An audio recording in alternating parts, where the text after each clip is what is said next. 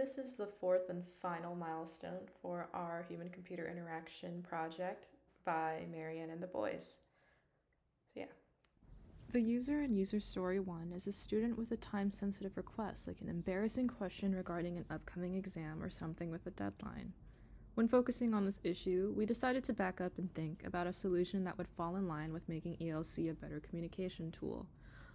In the context of user 1, we wanted to think about how they would feel and thought up of sketches that would help alleviate their issues. The collective solution we came up with was an instant messaging system, but unlike ELC's existing one, we wanted to make sure it was accessible through all parts of the website. Because of this, we decided to overhaul the navigation bar. Before we came to this, though, we thought about other ways for the user to get to the chat. This included a detached window, but we felt it was too easy for it to get lost. We felt it was easier for the point of access to be on the website itself. The other idea we had was the floating button, similar to messaging systems like Facebook. We thought this was too distracting as communication was not the main point of ELC. Students usually use this to look at academic content more so than communicating. It would detract from ELC's main purpose. Instead, we decided to take a stab at the navigation bar because it was technically out of the way, while also still being an option to click at all points of the website. One thing that we wanted to avoid, though, was prevalent in the article written about Discord by Muhammad Lukman Arifianto, is users getting overwhelmed by the user interface. One way to help with this is to be consistent with aesthetic and signifiers. Consistency would alleviate the learning curve and help make the user experience easier for all users. For instance, blue bars indicating an unread message or a green dot for someone who is online. The nav bar has labels that infer more about the button's functions, and each notification has an icon that helps signify what this notification is about. To circumvent this same information overload, we decided to simplify the nav bar into two categories with subcategory switches that organize the notifications in ELC even more. This was to prevent clutter and information overload by presenting the notifications in a way that is easily understandable based by type. GroupMe became a popular medium for college students because of its instant messaging attributes. Synchronicity, varying formality, and easy accessibility are great benefits for users to practice their different tones for different audiences, as well as also great for their convenience. Another big thing was the ability to send messages to a big group of people without having a bunch of individual chat rooms open. This is all found from Kwang Lee's article on the findings of GroupMe's effectiveness, and it also references things from Annabelle Kwan Ha's. In the same way, Discord and GroupMe heavily influenced our design. Again, synchronicity is a big factor, and if a student has a time-sensitive request, then it is incredibly important for the user to know who is available so they do not waste time mass messaging. We wanted to give another solution as well, so another way the user could do that is just send within the group chat itself, which is a low-effort way of getting the question out. In terms of the low-stakes casual way of communicating, we designed this so that there was a way for students to talk in a way similar to GroupMe and Discord. In the context of a student using this interface, however, we devised a new filtering system that helped subcategorize the messages that the student received. This is by far one of the newer design choices we made, but it was done to stay consistent with the notification system. The first category, email, is one that shows emails sent through Outlook, assuming it is still used in this alternate universe. The second, messages, I will get back to in a second. The third, classes, is the messages sent by people who have a relationship with the user through classes. For instance, Professor Cotterill is listed as a professor for CSCI 4800, a class that the user is enrolled in. The second category, messages, is a subcategory consisting of messages that were sent by people independent of the relationship to the user. Assuming that there is a way for people through ELC to reach other users who are not in the same class, this would be the category where you can see messages from them. Another subcategory under classes is the filtration system depending on what class one is taking. For instance, you can filter out extraneous classes if you wish to only see History 2112E, for example. Again, this is to make sure that all the information isn't displayed at the screen on one time, which is why people felt very scared of Discord. There is also pinning and liking messages, which is discussed later on in this video. For this user story, Our group decided to redesign the settings menu pages, including the ones for instant notifications, choosing between SMS and email, and then those for changing the font settings and some of the visual settings on ELC. When scrolling through the current state of these pages, we found that they were poorly organized and required a lot of scrolling and navigating around the screen, where a lot of white space was used up unnecessarily.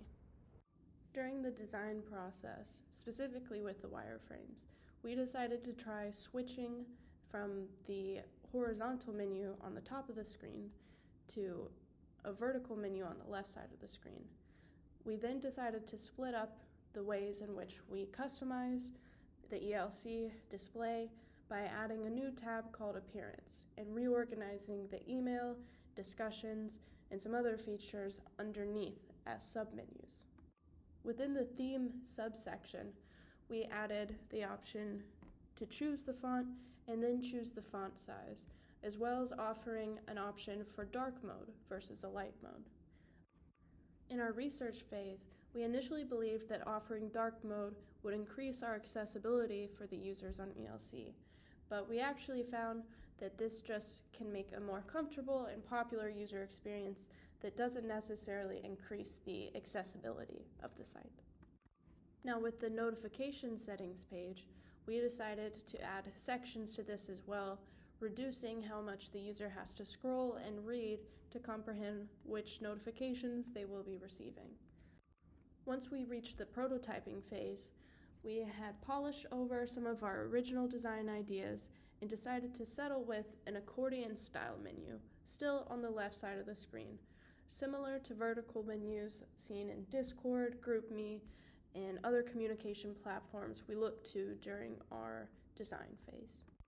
We also decided to transform our drop-down menu for resizing our text to a slider so that the user has a range from which to choose. In this stage of the design, we also have the dark variant of the settings menu to go along with our dark and light mode selector button. Our group believes that with these changes, we have better used the space on the screen without the need to scroll, especially with the use of drop-down menus that dynamically allocate the space we have on screen, allowing for the user to see as much or as little information as they are searching for. Messaging on ELC does not offer many standard features like pinning and marking messages. Marking and pinning messages can allow users to easily trace back messages they deem important. It also allows users to potentially mark certain messages as important by giving it a like that other users will see. It also allows users to filter messages so that way they can find messages easier that were sent a long time ago.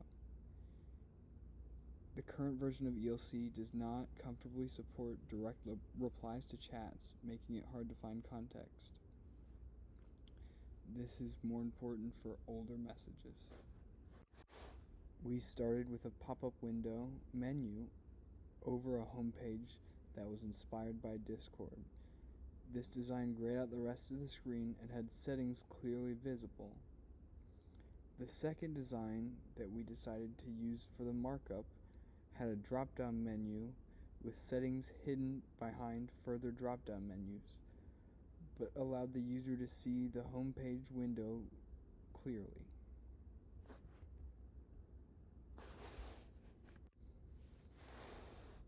During the final checkpoint, our group consolidated our designs to be more coherent. The end product looks like a mix between the current ELC instant messaging system and Discord. The app has popular and pinned message functionality for curation purposes in the sidebar.